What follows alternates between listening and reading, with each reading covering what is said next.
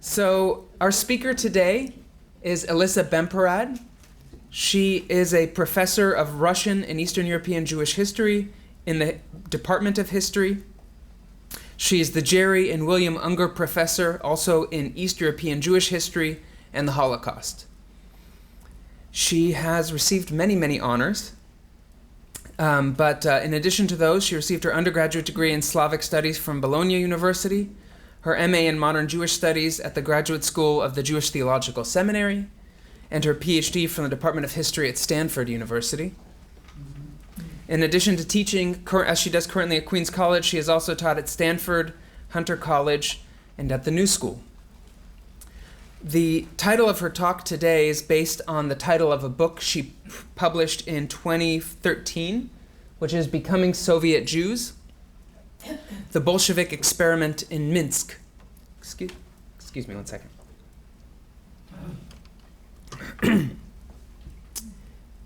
It's a very interesting period that this talk is going to look at, which is really the interwar period. After the First World War, before the Second World War, Minsk in the Pale of Settlement, but also being blown around by borders and time shifting, being parts of different areas, different countries. This period of the late teens, 20s, and 30s is really a time of radical change and transformation for Jews all across Europe, but especially in this part of the world, where the coming of the Soviet Union seems to promise a chance for more liberty and freedom for the Jews, because the communists don't discriminate so much based on religion, was the hope. And it comes also with a lot of risks. So although this talk won't really get to the period that we all tend to focus on at our events, this is happening before the Holocaust. And for those of you who don't know the history of Minsk during the Holocaust, I don't want to start with that. But we can talk about that during the question and answer period. It can be a great challenge for us as scholars and people interested in the period of the Holocaust to forget about the Holocaust for a moment, to think about the life of Jews before that time period.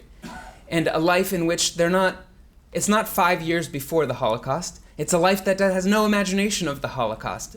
And the challenges that confront them aren't in light of what's to come, but in light of what's come before. And as people try to find a new place for themselves, a new role for themselves, their families, their community in an emerging new society, how do they go about finding the balance between continuity and change, between their identity and what could be a greater promise, and how open the society is to these aspirations of the Jewish community is something we're going to hear in today's talk. So please join me in welcoming our speaker today, Elissa Bemporad.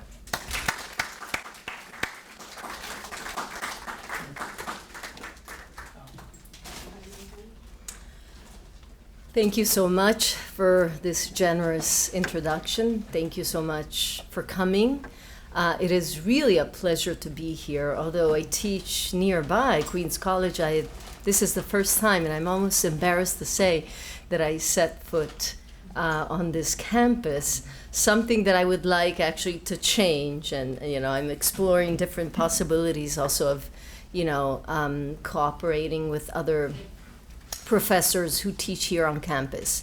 I want to start actually by saying that, especially when you think about Eastern European Jewish history, you tend to focus on the destruction. You tend to focus on the end, because in many ways, especially Eastern European Jewish history ended, in a way, with the Holocaust, right? This doesn't apply to other areas in Europe that were not affected as much as, Poland, Ukraine, Belarus, and so on.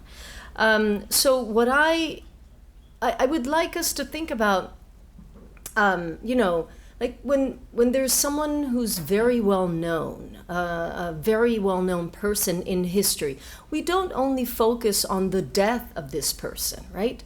We try to understand the life of this person, the birth, the youth, teenage years, what happened over the course of their lives. And I think that, we should take into consideration the life of this person, but also the life of a city in its entirety, and not only focus on the end. So what I tried to do in my work here, I tried to do three things. The first thing, I tried to write the biography of an East European Jewish city under the Soviets, right? Before World War II. Second, I tried to tell the story of Jewish continuities in the midst of a very, very radical society. The Bolshevik, following the Bolshevik Revolution that brought with it rupture. I want to focus on the continuities. And third, I tried to dispel some well-established myths about the pattern of acculturation and accommodation into the Soviet system experienced by most Jews in the interwar period. What do I mean by that? The assumption that most Jews, radically assimilated and embraced communism with all their might, heart, and energy, right, and passion. So let me start by giving you a sense of the biography, right? Because what I really set out doing in the beginning is write the biography of an East European Jewish city before it was destroyed. Under the Soviets, however, something that hadn't really been done in the English language at least. So the sense of the biography, I want to give you a sense of what this city was like as far as demographics, but also socially, culturally. And I want to start with the first quote. And I'm hit here, right? Yes, okay. So I'm going to start with the first quote. I'm not going to read the whole quote. I hope that you can see, maybe you can't see that well, but I'll start reading it. This is by Pavel Shpilevsky, who was a Russian publicist, a rather conservative Russian, not liberal. And this is how he described Minsk. Minsk is one of the biggest and most beautiful cities of Western Russia. It is bigger and more stylish than Mohilev and Vitebsk. Most buildings are made of brick and have tiled roofs, and most streets are paved and tidy. Then I'm moving on. Here, city residents have access to imported goods from Vilna, Odessa, Moscow, Warsaw, together with the local goods produced in the Minsk clothing and shoe workshops, praised throughout Belarus and exported to Kiev during the winter. Book dealers from Moscow come to this section of the city. The city's leisure institutions are clustered in the high market. There's a casino, theaters, acrobatic performances, the inns, coffee houses, and the most popular restaurant of all, Fogel and Cybulski, which he doesn't say, but of course were owned by Jews. So Shpilevsky also acknowledged, not here, elsewhere in his accounts, and he acknowledges with a hint of regret the Jewishness of Minsk, the Jewishness of the city.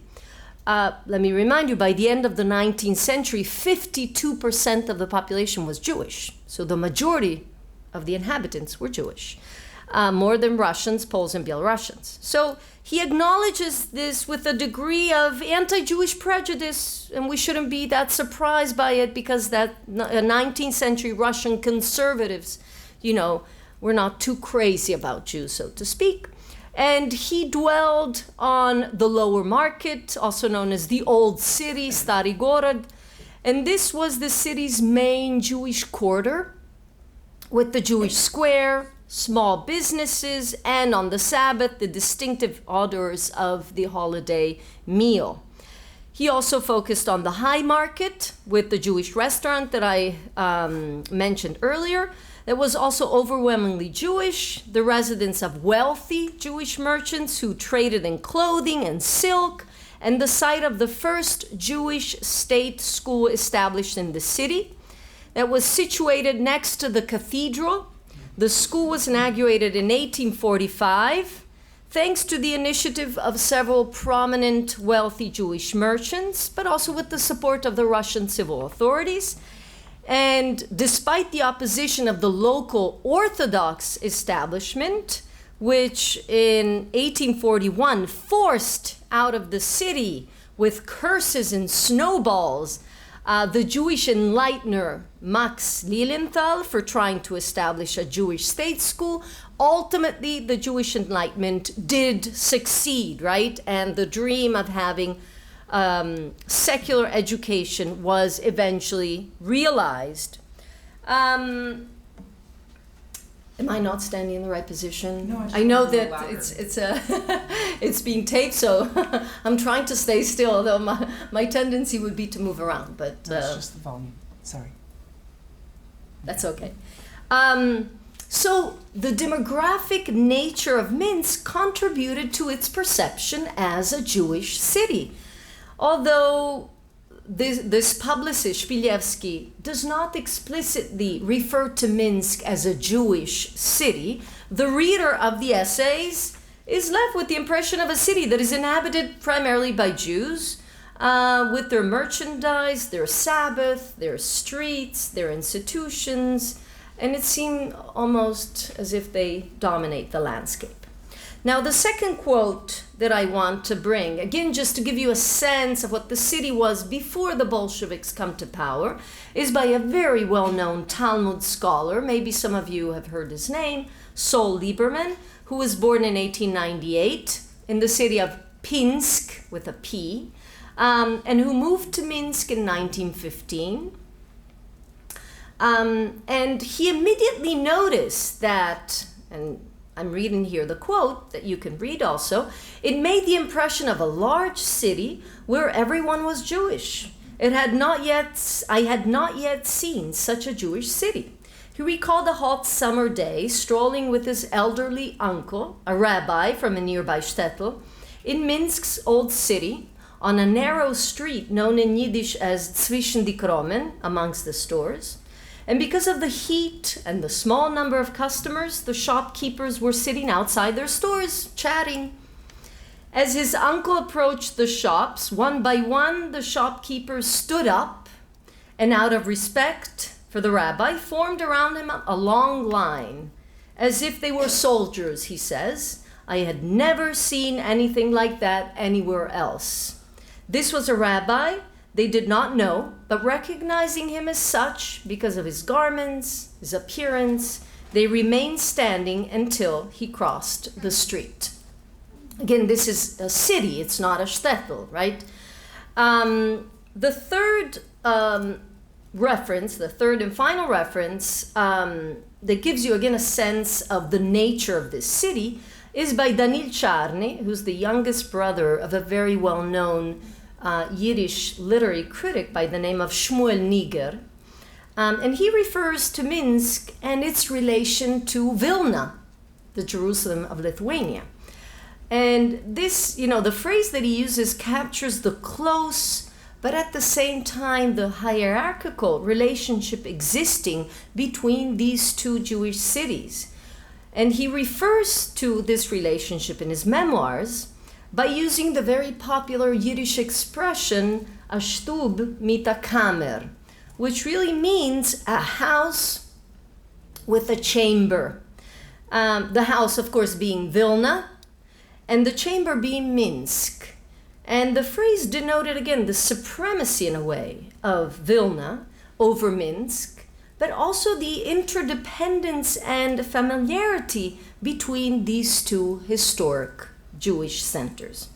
So what do we have based on these three quotes that I brought here? We have a very Jewish city, a historic Jewish center, located in the heart of the Pale of Settlement.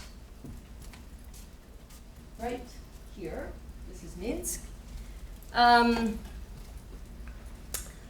A city, of course, densely populated by Jews, a city that, like Vilna, developed in the so-called Litvish tradition, Litvish-Lithuanian tradition, favoring a more kind of analytical and rationalist approach to Jewish lore over the mystical one endorsed by the Hasidic rabbis. We don't really have strong Hasidic movement in Minsk, just like we don't have it in Vilna. Hasidism is generally more rooted in the southern provinces of the Russian Empire, or Poland, Ukraine. here, you know, you really have a very strong center of Misnagdic Judaism, kind of Orthodox Judaism that opposed Hasidism.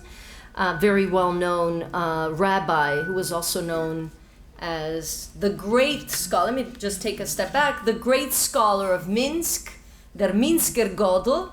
But just to give you a sense, there were, before 1917, 83 synagogues in Minsk, and only 3 of them were Hasidic. So you do have Hasidim, but it's only 3, so it's the minority. Minsk developed, as I said, in the same kind of cultural and political tradition as Vilna, not only in its approach to religious scholarship, but also in its approach to the Enlightenment, right? It became a center for for Haskalah, but also as far as politics go. So Minsk is the largest center of the Bund, of the Jewish Socialist Party in the Russian Empire after Vilna. Vilna and Minsk are the 2 largest centers. Now in Minsk you also have a very strong leftist Zionist movement that emerges. You also have the general Zionists in Minsk, but what stands out is the Bund and the Poalei Zion, leftist Zionists. So all this brings, you know, the crucial question that fascinated me and intrigued me when I first embarked on my long research journey and moved to 3 different continents, starting out at Yivo, of course, in New York, then going to Jerusalem, then to Moscow, and finally to Minsk, where I spent almost 1 year, where I experienced one of the most, I would say, exciting journeys of my career, archival journeys of my career. And the question is, what happened to such a Jewish city and to its inhabitants as it and they encountered the Bolshevik experiment? How did the Bolshevik experiment, which created a one-party system based on terror, an official atheistic communist culture, a system that destroyed the buffer zone existing between private and public life, how did this affect the city and its inhabitants, specifically Jewish? So what I discovered is that the encounter between pre-revolutionary Jewish life, identity, institutions, and the new communist agencies and organizations that the Bolsheviks set up in the city was much more dynamic than what I had anticipated. The Sovietization process and the process of Jewish accommodation was much more intricate, was much more inconsistent, and not as linear, not as uniform as historians who, of course, did not have access to the archives, because let's remember that the archive, having access to the archives is fairly recent. So the presentation. Welcome. It's presented as a much more uniform, experience. And really what I discovered is that the Sovietization process in such a Jewish city depended on a variety of factors, ranging from social settings in which the individual operated and interacted with others. It depended on different views held by that individual and the options that Soviet society offered to that individual. For some, there of course was enthusiasm for communist ideology, ambition to succeed, quest for employment, anxiety to fit in, necessity to survive, fear of marginalization and punishment, as well as pressures from family, friends, and fellow city residents. But the ways in which all Jews experienced their path to Sovietization in Minsk was shaped by the character of the city itself. Minsk was a historic Jewish center long before the establishment of the Soviet Union, really since the 16th century. It was located in the Pale of Settlement, densely populated by Jews. and let us remember that the majority of Soviet Jews remained in the former Pale of Settlement even after 1917. So the Sovietization process in a place like this influenced the complicated process of give and take between Jewish particularity and Soviet universal ideals. In a place like this, in historic Jewish centers in the Pale of Settlement, the transformation of the core of Jewish life occurred at a slower pace than it did in the Russian interior. If you compare to the Russian metropolises of Moscow and Leningrad, where assimilation was much more black and white than it was in the former Pale of Settlement because it's so Jewish. Geography, in other words, curbed the intended radical consequences of the Bolshevik experiment, complete assimilation of the Jewish minority within the Soviet families of peoples, impinged on the intensity with which the communist project took hold of the Jewish street. And of course, Minsk is unique, as all places are unique. Every single town, every single city, regardless of its size, is unique, has exceptional idiosyncratic kind of elements to it. But what makes Minsk unique is really it's the only case of such a Jewish center that becomes the capital city of a Belarus, of a Soviet republic, right? Kiev was never historically a Jewish center, right? Kharkov also wasn't. So this is really the only case in which you have such a Jewish city that also becomes the capital of a Soviet republic. But at the same time, Minsk is also very ordinary as far as Jewish cities in the former Pale of Settlement are concerned. What do I mean?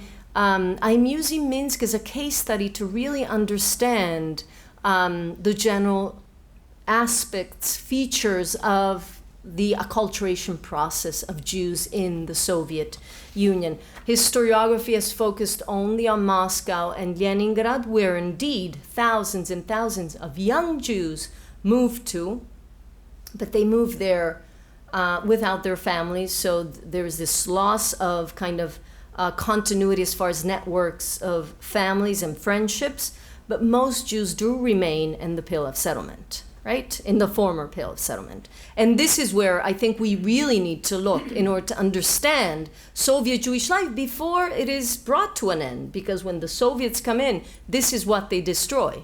They don't reach the Jews who were living in Moscow and Leningrad. This is also why so much of the historiography and the assumptions of radical assimilation, right, that we superimpose on Soviet Jewry as a whole really stem from the fact that the only Jews who are really alive after the Germans are defeated are the Jews who were indeed radically assimilated or living in those cities. We lose the Jews who are living in the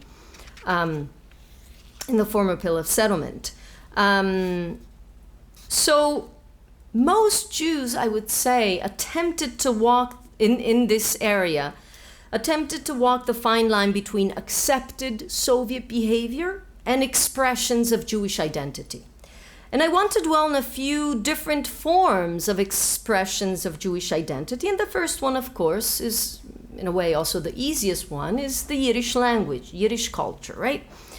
During the interwar period, Minsk grew to be one of the capitals of the Yiddish language and culture in the Soviet Union, with the official status of a state language. I haven't changed well, I can do it now, here.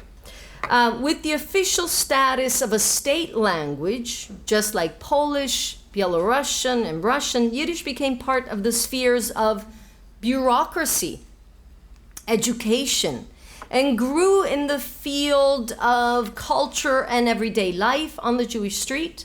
The official status of the language entailed government support, for institutions, agencies operating in Yiddish, as well as the employment of Yiddish-speaking clerks, brought the Jewish language to the forefront of the public life of the city with a new intensity that was missing in pre-revolutionary years. I'm just going to show you some images of the public space, I guess, Yiddish in the public space, which is something very new. This is the building of the central train station of Minsk. The name of the city appears not only in Belarusian, Russian, and Polish, but also in Yiddish. Passengers who traveled to the city and saw the Hebrew letters on the building were reminded of the official status of the language and the Jewishness of Minsk as well. Upon arriving in the city in 1929, the Warsaw-based Yiddish writer Yudud Zinger, the less famous brother of Bashevis Zinger, right, Nobel Prize winner, noted with surprise that, I think I have the quote, yes, here it is, these four languages, Belarusian, Russian, Polish, and Yiddish, meet me at the train station. They look down at me from the gray wall. I come across them at every step, in every commissariat, office, everywhere. There are signs in the four languages. The fact that Yiddish appeared in public spaces on the streets of the city, continued the writer, is now something normal. The only one who marvels at this is probably me. He's coming from Poland, where this was not possible. Passing through the Soviet Union in 1931, a Polish Jewish journalist confirmed Zinger's impressions as he noted the difference between Minsk, with the big Hebrew letters visible from the train, as he says, as it approached the station, and the city of Odessa, which was in Ukraine, still is in Ukraine, at least for the time being. He said in Odessa had become entirely Ukrainianized. The captions on the signboards of stores and institutions are in Ukrainian, and only sometimes in Russian, noted the journalist, concluding that very rarely will you see a sign in Yiddish. Maybe we can get back to this comparison between Ukraine and Belarus later. In Minsk, on the other hand, a number of important institutions such as Belarusian State University, which was the main university in Belarus, and of course also in the city, displayed the official name on the building only in Belarusian and in Yiddish, not in Russian and not in Polish. The language was heard on the Belarusian state radio and was seen in the movie theaters of the city in the intertitles to the films. I think I have more images. Yeah, this is a very interesting image. This is, again, you see the four languages, right? Yiddish here, this is Polish, this is Belarusian, and this is Russian. And this is actually, I found this in a kind of pro-Tsarist publication, so it's very anti-Soviet, right? Of Russian emigres in France, right, who had their own publication. And it makes fun of this, it says here, the Babylonian mixture of languages. It makes fun of it, and it makes fun of the fact that Russian is only one of them. But I'm interested in just showing you, again, how Yiddish became part of, in a way, everyday life. So the Yiddish experiment was a quintessential product of the Bolshevik experiment, of course, and grew out of the Soviet nation-state building project. But the support for Yiddish also relied on solid pre-existing foundations, and here again I'm emphasizing the continuity that I'm interested in, was not entirely enforced top to bottom. The high proportion of Yiddish-speaking Jews, the deeply rooted Bundist tradition of the region, the relatively small size and provincial character of Minsk, the lack of support for the Belarusian language, and the idiosyncratic character of Belarusian nationalism were all factors that contributed to the relative success of the Yiddish experiment in Minsk. Just one last example. Do people know Yiddish in this room? Some knowledge? Okay, so let me just give you the example. In all probability, let me see what I have here. Oh, here, before I give you the example, I just wanted to show you a few more images. This is the Belarusian Jewish State Theater, which, by the way, used to be a synagogue. It was taken over, that was standard procedure in the Soviet context, taking over, not only synagogues. Judaism is not singled out in the interwar period, but it is taken over. This was a Zionist shul, the wealthy shul in a way. So it is the first one to be taken over by the Bolsheviks. It has turned first into a workers' club and then into the Jewish State Theater. Really means Yiddish State Theater. And here you have the interior. The play is Zwei Kunilemos. And this is from 1938. This is also Yiddish on the street. This is 10 years since the revolution, with young students who are celebrating. This is a class of mechanics. For those of you who can read Yiddish, you can see there on the far right-hand side where it says mechanischer. And this is a Jewish quarter. Okay, I'll leave it here. This is the main Jewish quarter.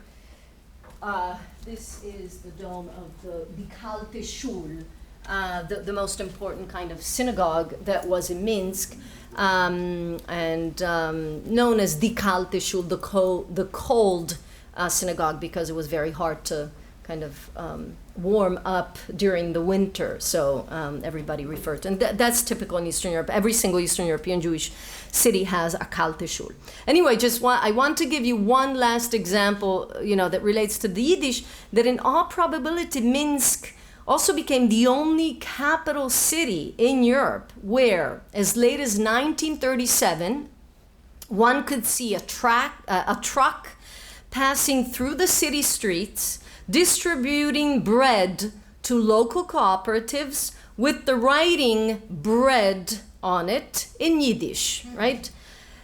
But actually, as someone noticed at the time, lamenting the level of ignorance and provincialism of the text on the bread truck, the writing did not appear in standardized literary Yiddish, but it appeared in Litvish Yiddish, or the dialect spoken in Minsk, also in Vilna and its environs. So instead of the reading broit, right, for those of you who know Yiddish, which is standard Yiddish, the text on the truck read breit. Oh. And breit in Litvish dialect means bread, but in standardized Yiddish it means wide, right? This is just a small example, again, to give you a sense of the, Yiddish in everyday life. Okay, the second case that I want to kind of dwell on as far as Jewish identity and Jewish particularism in the context of the Soviet experiment relates to religious life. And I could, talk a lot about religious life. I have a whole chapter on religious life in the interwar period. But I want to dwell on the question of circumcision. These are just images of the city. Okay, here, kosher meat. But I want to dwell on the question of circumcision. And the assumption is that Soviet Jews, circumcision, come on, Soviet Jews did not practice circumcision, right? That's the assumption. Actually, among the most fascinating archival documents that I found are some accounts of circumcision. And now, I can also address the questions after the talk. In general, I would want to say that religious practices and customs deeply embedded in the daily life of the city very often defied the Soviets' agenda of making this kind of tabula rasa, of destroying everything that had to do with religion. This attempt to erase century-long traditions, providing a religious education to one's child, right? The largest underground yeshiva in the Soviet Union was in the city of Minsk, the largest one. attending synagogue, purchasing kosher meat, and here you have an image of kosher meat being sold on the streets of Minsk. This is from the 1920s. Or circumcising one's newborn son not only depended on the intensity of anti-religious persecution and discrimination, it also varied according to the individual's perseverance and ability to camouflage his or her compliance with religious tenets, as well as on the social networks in which he or she operated. Okay, so I'm sitting in the archives in the city of Minsk, and I found out about the following cases. This one Jewish father who's a construction worker. This is 1928. He's employed in a Minsk state factory, and he addressed a letter of complaint to the Communist Party because a local Soviet Jewish kindergarten refused to accept his son. This is an official institution, a Soviet Yiddish kindergarten, right? And the reason he stated was that his son, who was probably born in 1922, had not been circumcised. So at first I thought, this is impossible. We are in a Soviet capital. There is no circumcision. And the possibility of such a case seemed highly remote. As a Soviet institution, the kindergarten was, at least in theory, committed to conveying to the younger generation and the parents the ideals of communism, which included among its core foundations a very atheistic approach to the world and a passionate denigration of religious beliefs.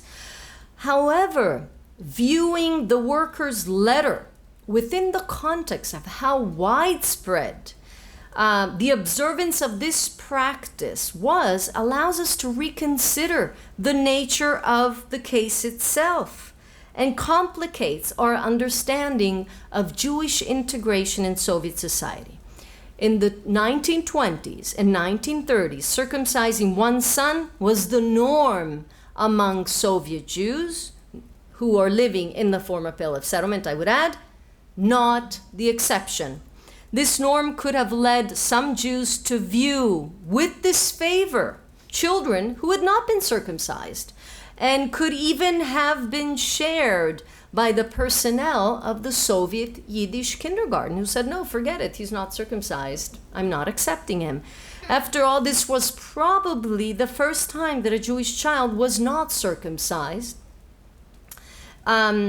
who was not circumcised and who applied to this kindergarten in 1922. So again, circumcision was the norm among Soviet Jews, and I just gave you some quotes here that I assume you read, or you want me to read them out loud. You read them, and the thing is that if a significant proportion of Jewish members of the Communist Party performed the ritual, then we must assume that circumcision was even more common among those Jews who were not members of the Communist Party, right? The commitment to practice circumcision on the part of Jewish communists should not be seen, by the way, as an indication of religious behavior. I would like to emphasize that. Circumcising one's newborn was rather perceived, at least by many, but I would argue by most Jewish communists who had it privately performed, as the expression of ethnic identification, and was the outgrowth of a specific Jewish mentalité, which even communists found difficult to renounce. Just think about, again, Eastern Europe. In order to circumcise someone, you use the Yiddish expression, which is Yiddish machen das Kind, right? You make the child Jewish. So it's not really about the bris, it's not about the milah, it's really this, and even Jewish communists who believed in communism, but they could not renounce that. I'm sure there will be questions, but just to give you a sense, there was an investigative commission that was organized, and every single party cell, right? Every single kind of institution, organization had a party cell, communist party cell. And whenever, there was knowledge of the fact that the wife of a Communist Party member was was going to have a child, then this investigative commission would go to the home of the party member and make sure that the child had not been circumcised. Circumcision was never outlawed, but there was a lot of pressure put especially on the members of the Communist Party because it was presented as as something very barbarian, that especially the vanguard of Soviet society, i.e. Communist Party members, should not engage in. Of course, okay, I'll leave it at that. I'm sure there will be questions. But if you were a member of the Communist Party and they caught you, this is why there are archival documents, then you could be kicked out of the party, okay? If you had had your son circumcised. Okay, there's, this is very interesting. This is from the Soviet Yiddish press from 1936. And it's a letter that a Jewish worker sent in the press. It's like the forward, right? The Vorwärts. And it says, I advise all the Moelim, this is 1936, all the Moelim of Minsk not to circumcise my son. If my son will be circumcised, I will hold responsible each and every Moel in Minsk. Which really means that his son had already been circumcised, but he's trying to cover his bases, right? Because he doesn't want to be kicked out of the party, because he doesn't want to lose the privileges, because being a member, besides the belief, he might really believe in communism. Okay, the last point that I want to make about Jewish identity in particularity has to do, actually this was for me the most interesting chapter in the book, which is the last chapter.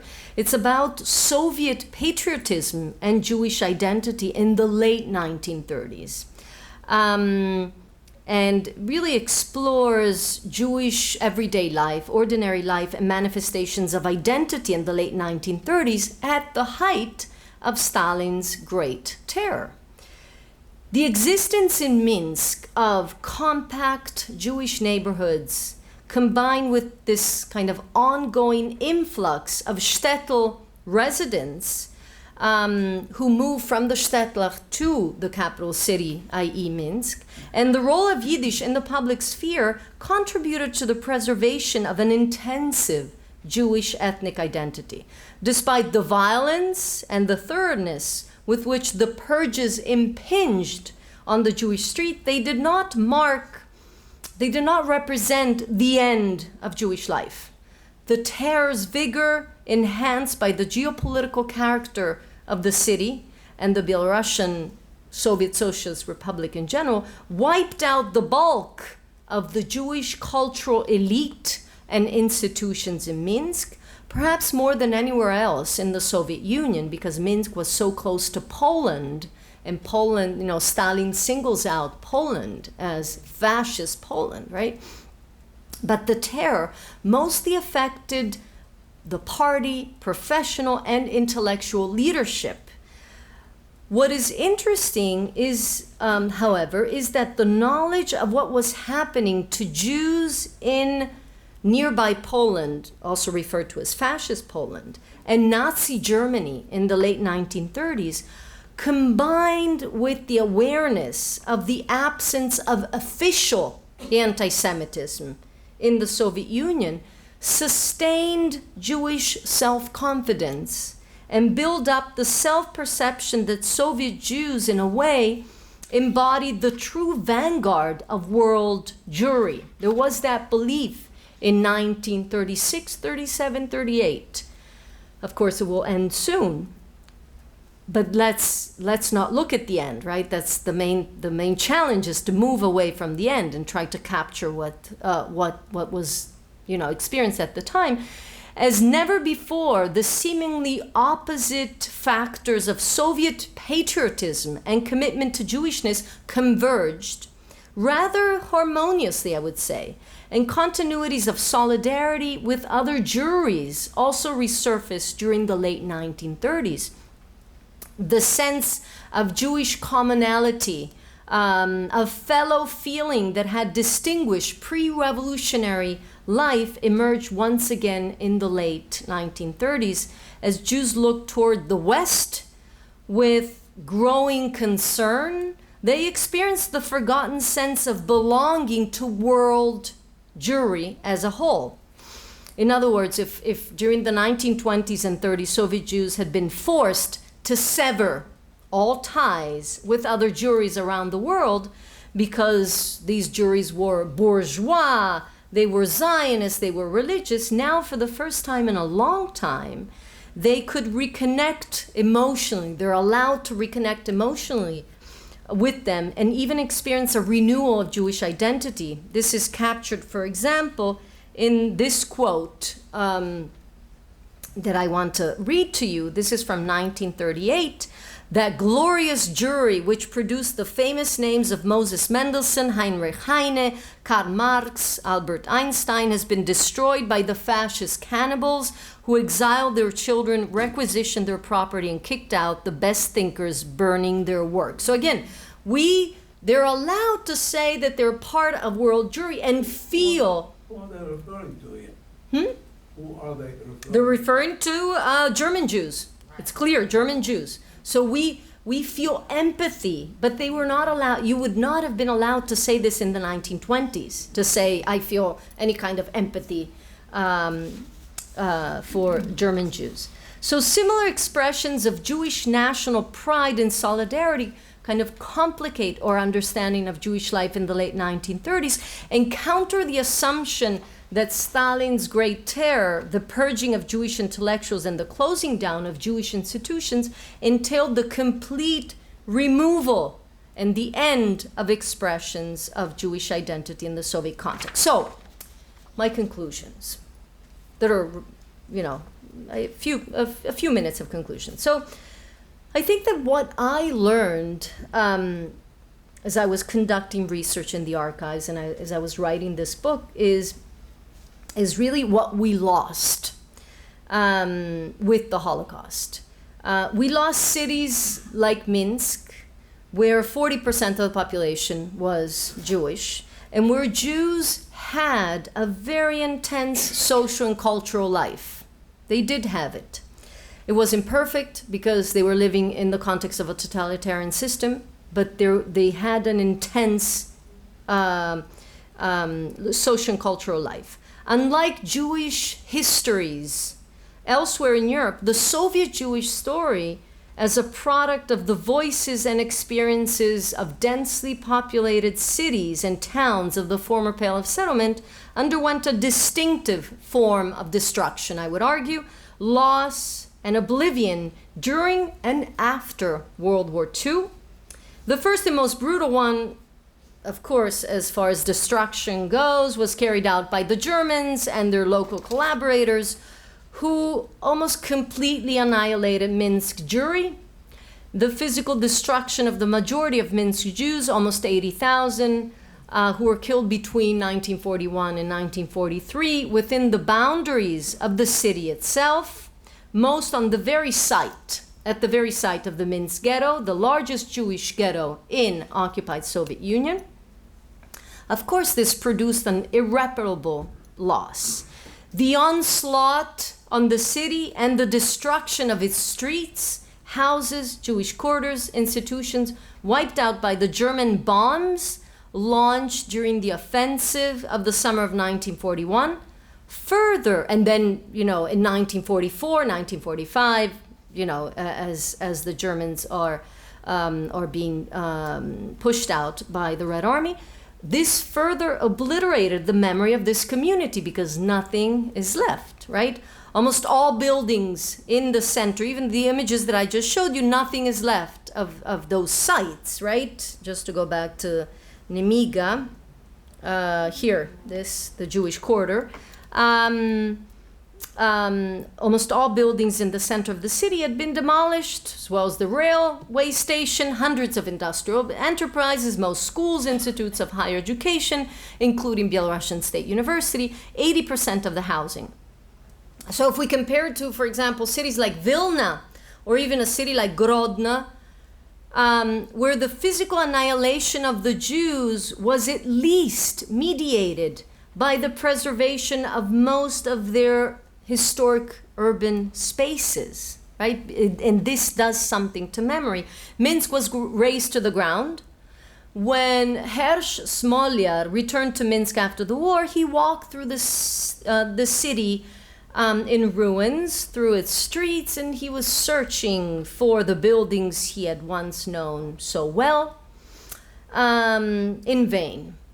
And I would say that 60 years later, during the many months I spent in Minsk to conduct the bulk of the research on which this book is based, I also walked through the streets of the city in search of the places I had seen in pre-war photos. You saw some here, read about in archival documents, press reports, oral history accounts, but most of the places described in this book remained only in my imagination. With the post-World War II reversal of the Bolshevik emancipation project, Soviet universalism and brotherhood of peoples rejected the Jews. As you know, after the war, the Soviets reject the Jews, right? The new Cold War geopolitical order, in combination with the establishment of the State of Israel, led them to be considered the most unreliable and foreign ethnic group in the Soviet Union, whose patriotism could only be distrusted. Expressions of state anti-Semitism range from anti-Jewish quotas at universities, so we're going back to Tsarist period, government posts, accusations of cosmopolitanism, arrests of students for allegedly belonging to Zionist cells, following the 1953 unmasking of the so-called doctor's plot, or the alleged conspiracy of Jewish medical assassins of Soviet leaders in Moscow. Jewish doctors were arrested in Minsk as well. In 1951, the Executive Committee of the Minsk City Council closed down the Jewish cemetery, the last Jewish cemetery in Minsk, and refused to allow any further burials there on the grounds of a lack of space. A group of Jews petitioned the Minsk City Council, asking it to fence off the territory of the cemetery in order to prevent pigs, goats, and cows from grazing there. Despite the petitioners' claim that great revolutionary Jews who gave their life to the revolution were buried there, the appeal fell on deaf ears. In the mid-1970s, local authorities bulldozed an older Jewish cemetery. There was more than one Jewish cemetery, of course, in a city like Minsk, the ancient historic one, to make way for a dance floor and a soccer field. Only one synagogue functioned in Minsk from 1946 to the mid-1960s, and this last synagogue in the Belarusian capital was closed down in 1964. So you get a sense of the atmosphere of anxiety that persisted among Jews in post-Stalin years.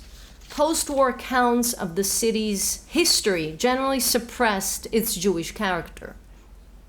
Besides, a few mentions here and there that Jews were one of the groups that inhabited the city, the Minsk main entry to the great Soviet Encyclopedia of 1954 made no reference to its past Jewishness, to the fact that it was once called the Jerusalem of Belarus, Yerushalayim der Reisen, made no reference to its past Jewishness, to the fact that Yiddish had been an official state language before the war, or to the fact that city's Jews had been exterminated by the Germans and their collaborators. I even looked at tourist guidebooks of the Belarusian capital, and these also neglected to make the slightest allusion to the Jews of Minsk. The long and detailed historical overview included in a 1971 Minsk travel guide did not incorporate any reference to its past Jewish demographics.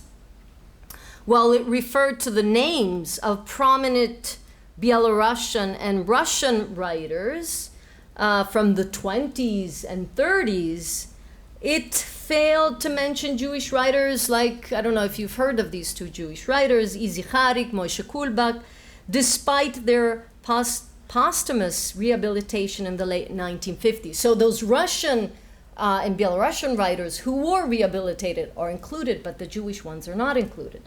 The historical overview did not mention any of the Jewish cultural and academic institutions that had once existed in the city, and did not care to remind tourists of the role that Yiddish had once played in the life of many of its residents. Throughout the entire guide, the only allusion to the Jews of Minsk was at the time of their destruction, when the authors admitted that 100,000 perished in the ghetto. Here I just want to show you two images of Minsk Jews who are being led to the ghetto that I left out of the book on purpose, because I tried really to step away from, destruction. But these are kind of powerful images, and you see, of course, mostly children and women, because the men were fighting with the Red Army, right? I see my research and the book that I wrote also as an attempt to memorialize the community of Soviet Jews that existed in Minsk before World War II, their lifestyle, their culture, their identity, as well as the geography of the city in which they lived, a community that was first brutally erased from history and then knowingly removed from public memory. Thank you.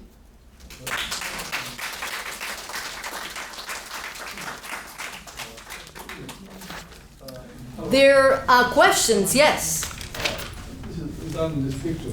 Who's burning them? The German, I take it, to the ghetto. In this case, yes, it is the Germans. It is the Germans.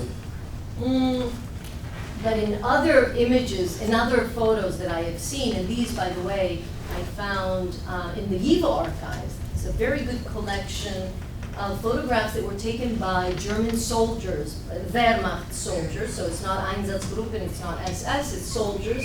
And you can see from other photographs that it's mostly Germans. In the case, if you're addressing the question of collaboration, I'm sure that this audience is aware of, there was, everything is relative, but there was less collaboration from the Belarusians than there was from the Ukrainians, right? And this has to do with, national identity and the claims that many Ukrainians made for an independent Ukraine. They did not want to be part of the Soviet Union, as opposed to the Belarusians who, That's what strikes me. Look at the ladies on the left, they're smiling. Also the picture before that, the boys were also smiling. Mm-hmm. That I can't, yeah, here they're smiling. I have seen this, the killings have not begun yet, meaning that, once they get, what happens is the Germans bomb the city. Many Jews and non-Jews try to flee, and some manage to flee. But the Germans don't start right away with the Einsatzgruppen to engage in the killing. They set up the ghetto right away. So the Jews are being herded into the ghetto. And there still is, if you think about the notion of some grandfathers, right, the elderly in the city, the notion that the Germans, maybe they will not mistreat us, right? Okay, the men, yes, they might be singled out, but the children and the women might not be mistreated. There still is that,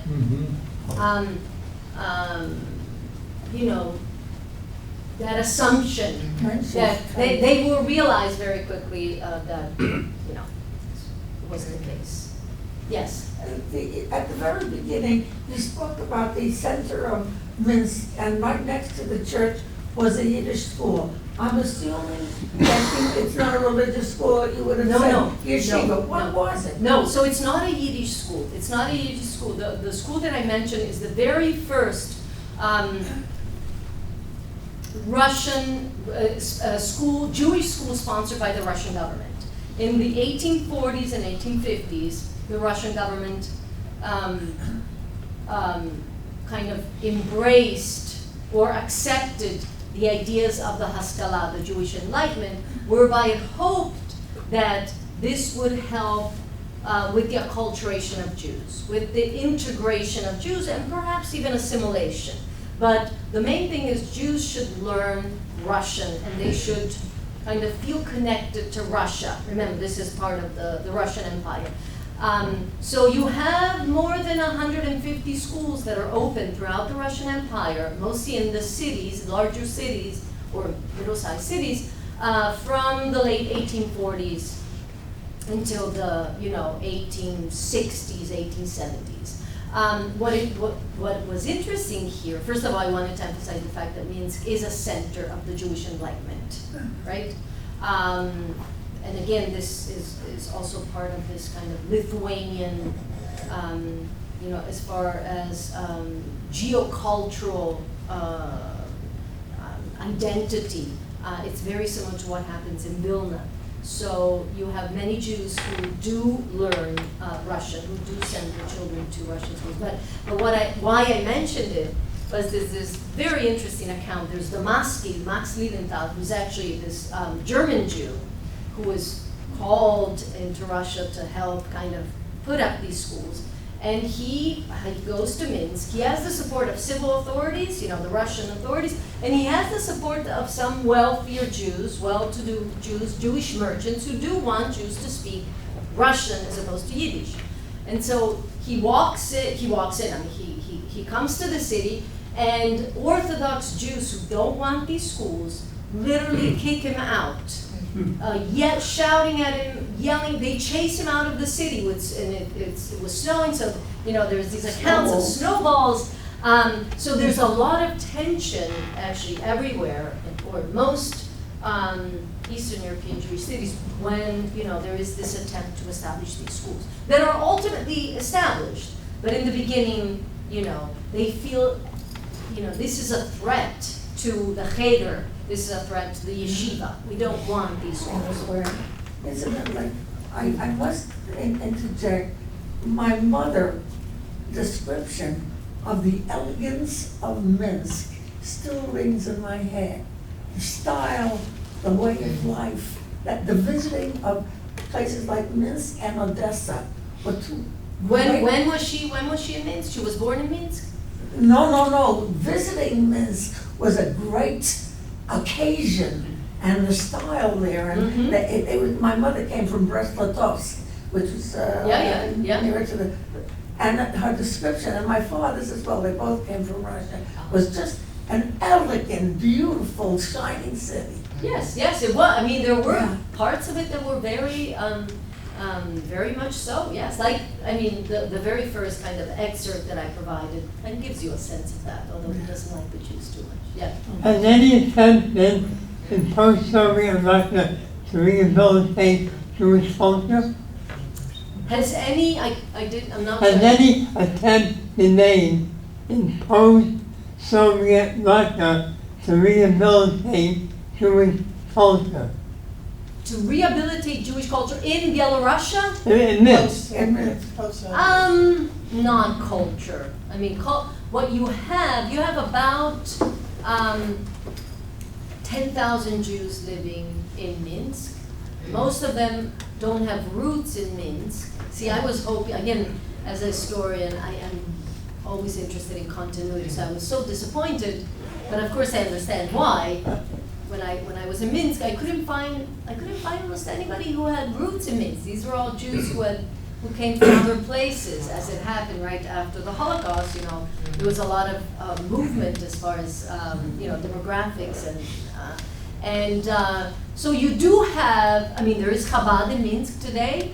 There is a Reform Jewish community. There is a community center that is beautiful, and there are a lot of programs. Of course, the definition of who is Jewish is very kind of flexible, meaning that, you could have one Jewish grandfather and still, be very active in this Jewish community.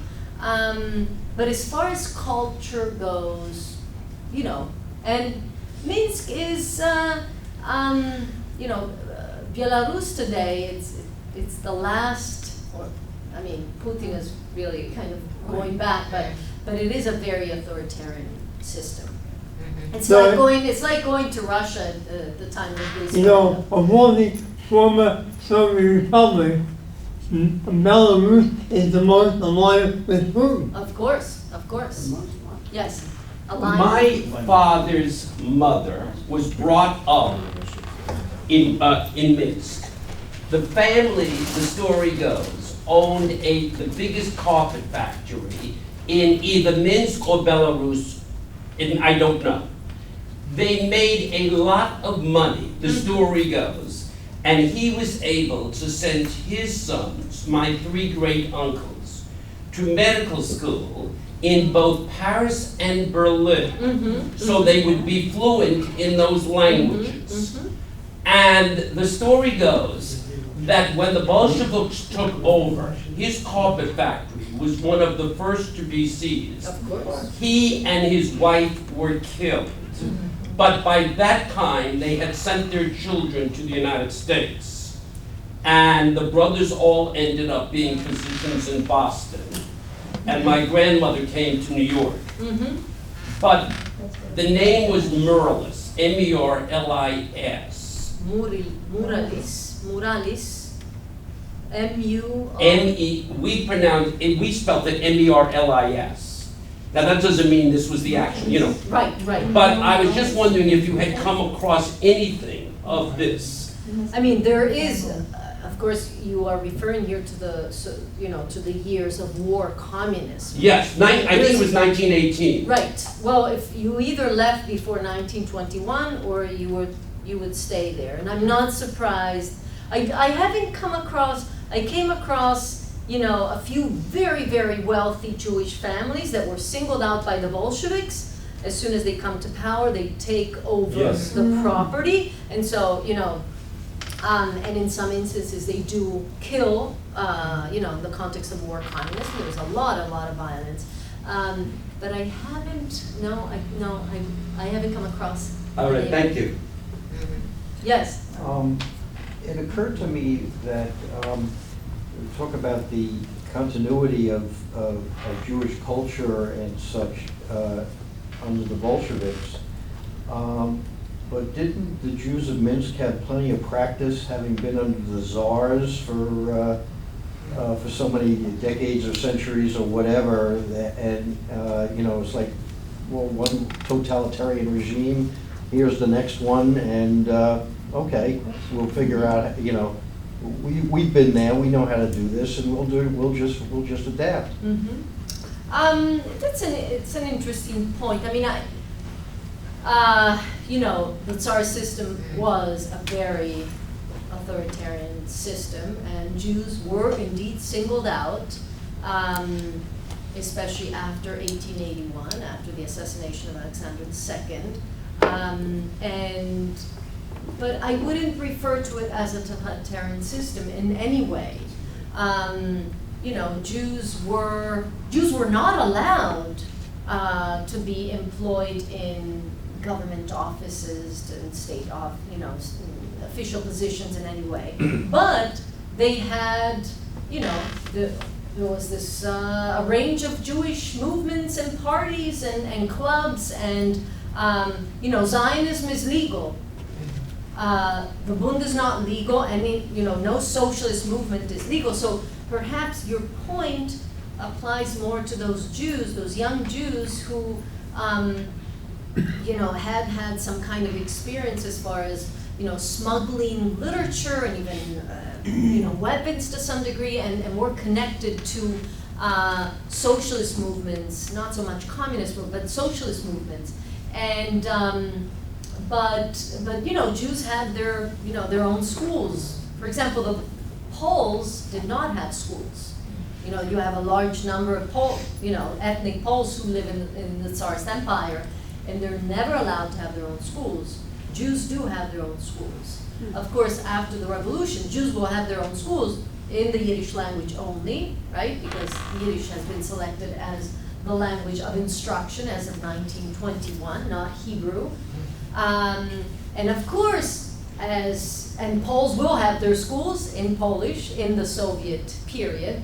Of course, as Stalin put it very clearly, as far as the schools and the culture, are concerned. It is national in form and socialist in content. The content is really Marxist, and the form is the language. I'm only allowing you to use your language. But I would distinguish, I know that many historians want to see the continuity between Tsarist Russia and communist leaders. And we could even argue that communism took such a violent turn, perhaps, in Russia because of the Tsarist heritage, in a way.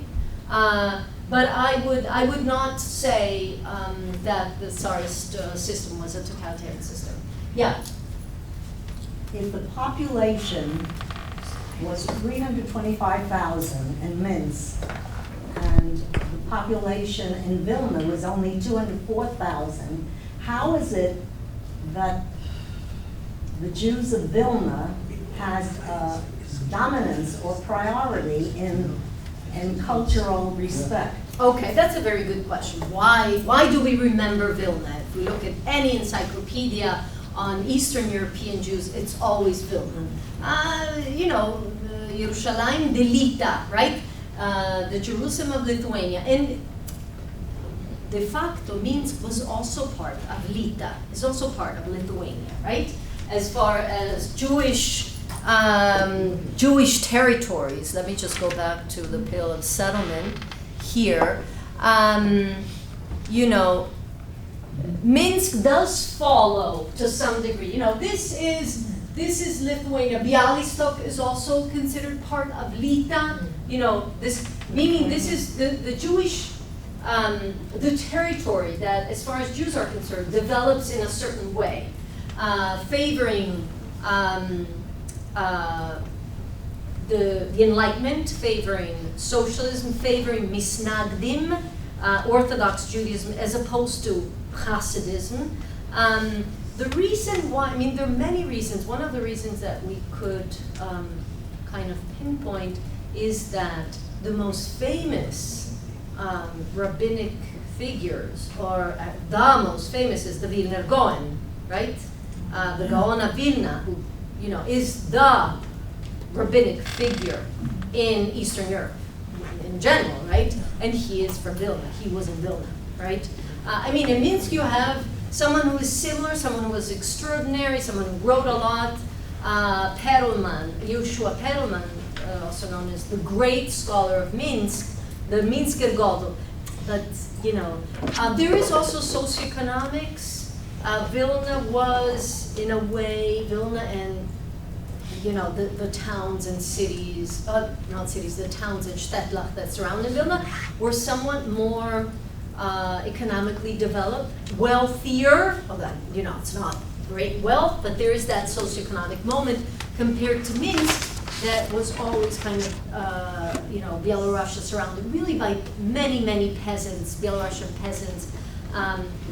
There's less peasantry in Vilna as far as, the Polish residents of Vilna. So the socioeconomic moment is also very important, helps us kind of explain why there might be this difference. How many questions can we still take? I think we have time for 2 more questions. 2 more. Okay, yes? And then. Is there any record as to how many Jews survived, and was there any attempt at emigration during that period? Okay, that's a good question. Minsk has the highest survival rate as far as ghettos. This is the largest ghetto in Soviet territory. And almost 10,000 Jews fled the ghetto, which is extraordinary. This, I'm not going to get into the details of why it was possible, why it wasn't. There's a forest nearby. They're close contact with the Belarusians, closer than Jews had with Ukrainians or with Lithuanians and Latvians, right? Belarusians are less, these are also generalizations, but we don't have time, but less anti-Semitism, so there's more contact. And of these 10,000, 5,000 survive. 5,000 seems nothing, but it is still a rather, impressive number. Some of the Jews who survived, the ghetto did Not in the beginning, not in the 50s, not in the 60s. Under Stalin, you're not going to try to leave. Those who had Polish citizenship before the war are entitled to leave for a certain amount of months, because part of Belarus was occupied. Western Belarus was occupied by the Soviets in 1939. But most Jews don't try to leave. Those who survived in the 50s, 60s, in 71, you do have some petitions. There's a very famous war veteran, his name is now escaping my mind, who was actually he was in a wheelchair because of the wounds he suffered during the war, and he became very, very active in the refusnik movement, right, and allow us to leave, let my people go. But he never made it to Israel. Yes, last question. The gentleman in green. Regarding your research in Minsk, after the razing of the city during the war, it was almost like a detective story. Where did you find your resources to develop the material? Okay. No, I mean, the archives, I mean, a lot of material was destroyed because, Operation Barbarossa hits Stalin, regardless of the information that was available, by surprise. And so they're very slow at moving not only people, but also archival material. Of course, they move the Communist Party archives. That's priority. But the rest of the materials come later. But overall, I would say that 70% of the materials were preserved, which is pretty impressive. And so I had no problem whatsoever. The problem is when you go to the archives in Belarus, if you want to work on the Holocaust. Because the Holocaust, because of who Lukashenko is, there still is this approach to the Holocaust, that the Holocaust is a Soviet tragedy, it's not a Jewish tragedy. So there's downplaying the Jewishness of the tragedy. So it's a problem if you want to do research. I see pastries out there. If you want to do research on the partisan movement, for example. That is Can you mention Azerbaijan? This is very important. Azerbaijan. Yes, Birobidzhan. Very few Jews from Belarus went to Birobidzhan. Why? Because this area has a strong Bundist tradition, and the Bund argues that we stay here, we don't leave. More Jews from Ukraine went to Birobidzhan because in Ukraine you have stronger Zionism, and according to Zionism, you leave. So I'm just going to leave it. I'm sorry, ladies and gentlemen, we have to cut off the questions there. We do have a reception. We might be able to have some more questions. Thank you all for coming. Thank you.